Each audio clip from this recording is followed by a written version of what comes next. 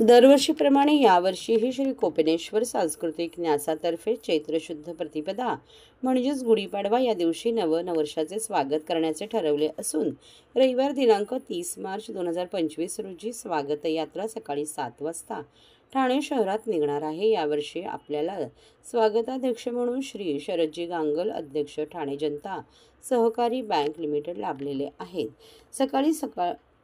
सकाळी ठीक 7 वाजता श्री कोपिनेश्वर महाराजांच्या पालखीचे पारंपरिक प्रथेनुसार वाजत गाजत प्रस्थान होईल। प्रथम ठाण्यातील श्री सिद्धिविनायकाचे दर्शन घेऊन पालखी व इतर पादचारी साबळी नाका, रंगोबापूजी गुप्ते चौक या मार्गाने दगडी शाळेकडे निघतील। त्यावेळी तळपाळीवर उभे असलेले चित्ररथ आपापल्या क्रमानुसार पालखीबरोबर येऊन पालखीचे रूपांतर भव्य अशा स्वागत यात्रेत होईल। ही स्वागत यात्रा पुढे आराधना सिनेमा, हरिनिवास चौक, गोखले रोड इथपर्यंत येईल। पुढे राममारुती रोड, पुन्हा गाडगीळ चौक, तलावपाळी मार्गे पुन्हा श्री कोपिनेश्वर मंदिरात येईल। यंदा या यात्रेचे 25वे वर्ष आहे। संस्कृतीचा महाकुंभ, आपले ठाणे, आपली स्वागत यात्रा या संकल्पनेने अंतर्गत यावर्षी विविध सांस्कृतिक, वैचारिक तसेच धार्मिक कार्यक्रमांचे आयोजन करण्यात आले आहे। संगीत रजनी आपण त्याला म्हटलेलं आहे।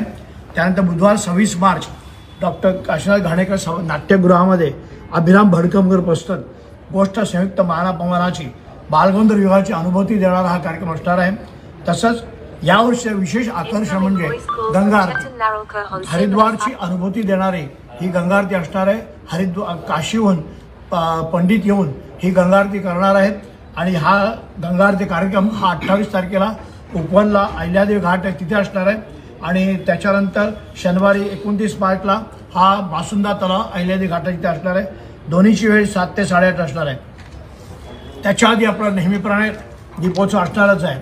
त्याच्यानंतर 28 मार्चला 30 मार्च गावदेवी मैदानावरती संस्कार भारतीतर्फे महारांगोळी तसेच नृत्य स्पर्धांचे अंतिम फेरी आणि गायनाची अंतिम फेरी असणार आहे। कारावरती गायनाच्या स्पर्धा त्यांनी घेतल्या होत्या, त्याची अंतिम फेरी असणार आहे।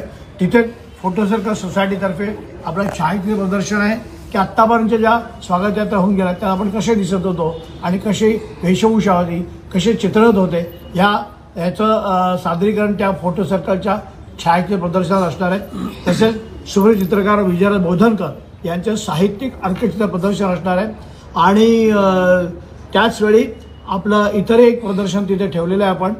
तर अशा सगळ्यांचा कार्यक्रम 22 मार्च 28 मार्च असणार आहे, 30 मार्च असणार आहे आणि 30 मार्चला नेहमीप्रमाणे आपले ठाण्याचा मानबिंदू असणारी ही स्वागत यात्रा असणार आहे। आत्तापर्यंत 40 चित्ररथांचा सहभाग निश्चित झालेला आहे, परंतु एकंदरीत 61 संस्थांनी आपल्याला इथे इच्छा प्रदर्शित केली आहे, त्यांचा सहभाग प्रदर्शित केलेला आहे। या स्वागत यात्रेमध्ये आणि सगळ्या कार्यक्रमांमध्ये महापालिकेचं मोठं सहभाग असतो।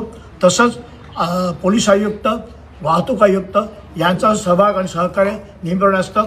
महापालिकेचे काही चित्ररथ असणार आहेत नेहमीप्रमाणेच।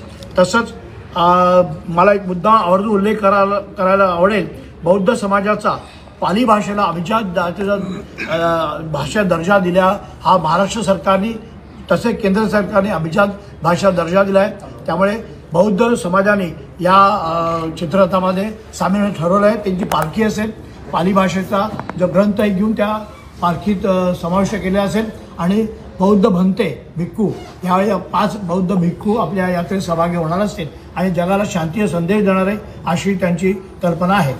अशी सर्व ह्यांनी नटलेली अशी स्वागत यात्रा असणार आहे। सर्वांनी पारंपरिक वेशात येऊन या स्वागत यात्रेचा मनमुराद आनंद लुटावा आणि आपल्या संस्कृतीचा एक महाकुंभ आहे तो साजरा करावा अशी आम्ही सर्वांना विनंती करत आहे।